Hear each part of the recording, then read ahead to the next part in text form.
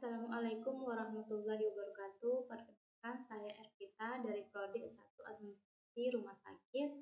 Di sini saya akan mempresentasikan hasil dari kerja kelompok kami dengan judul Manajemen Risiko Administrasi Rumah Sakit. Baik, langsung saja kita ke pembahasan yang pertama. Tugas studi kasusnya sendiri ada sebuah rumah sakit tipe B mengalami serangan ransomware yang melumpuhkan sistem pendaftaran pasien selama 3 hari. Identifikasi risiko apa saja yang muncul dari kasus tersebut. Klinis, administrasi, hukum, bencana, IT, dan fokus kami adalah risiko administrasi. Identifikasi masalah risiko. Ada risiko administrasi, gangguan proses pendaftaran pasien, manual tidak efisien, risiko keterlambatan pelayanan akibat antrean tidak terkelola dan baik, kehilangan data pasien sementara atau permanen, keterlambatan dalam pelaporan klaim BPJS dan asuransi, kerugian finansial akibat downtime sistem, dan risiko klinis. Adapun risiko klinis mencakup penundaan tindakan medis karena data pasien tidak segera tersedia, risiko salah identifikasi pasien seperti human error dalam pencatatan manual, penurunan mutu pelayanan akibat keterlambatan akses rekam medis dan risiko klinis, penurunan kepercayaan publik terhadap rumah sakit, potensi sanksi regulasi jika terbukti tidak ada keamanan data pasien, dan terakhir beban kerja tambahan bagi SDM atau stres dan kelelahan. Analisis risiko.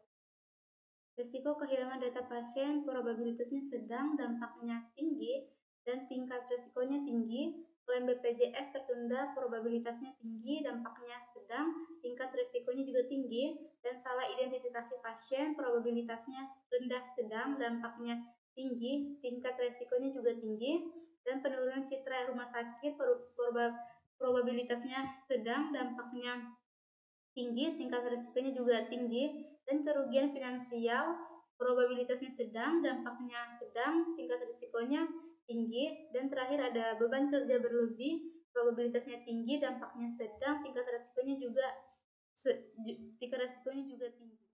Adapun strategi pengendalian risiko, yang pertama ada preventif, pencegahannya meningkatkan sistem keamanan, TI, firewall, antivirus, inskripsi, backup rutin, SOP manual untuk pendaftaran pasien dalam keadaan darurat, dan pelatihan SDM untuk menghadapi serangan cyber dan penggunaan prosedur cadangan. Dan kedua ada mitigasi, pengurangan dampak, gunakan sistem pencatatan manual sementara seperti formulir darurat dan backup data rutin di server offline dan cloud. Komunikasi terbuka ke pasien tentang keterlambatan untuk menjaga kepercayaan terhadap pasien. Dan ketiga ada kontingensi atau pemulihan, disaster recovery plan DRP dan business continuity plan BCP, aktivitas tim IT darurat, insiden response team, dan yang terakhir ada audit forensik digital pasca insiden untuk mencegah terjadinya pengulangan. Monitoring dan review.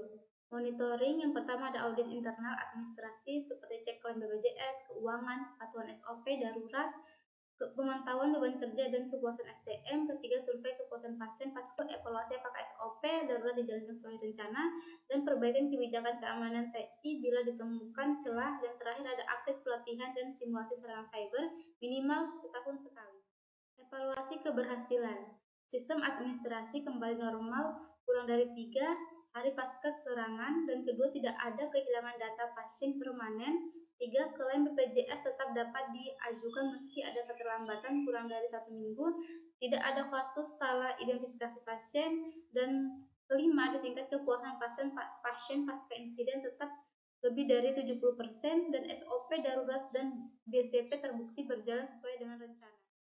Kesimpulan dari presentasi saya tadi, serangan ransomware pada rumah sakit tipe B menimbulkan risiko administrasi yang signifikan dengan implikasi klinis dan non-klinis.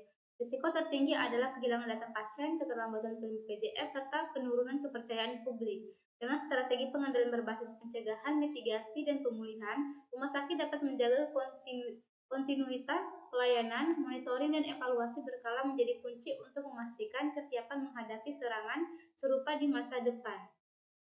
Sekian dari presentasi saya, kurang lebihnya saya mohon maaf. Saya Ervita. Wassalamualaikum warahmatullahi wabarakatuh.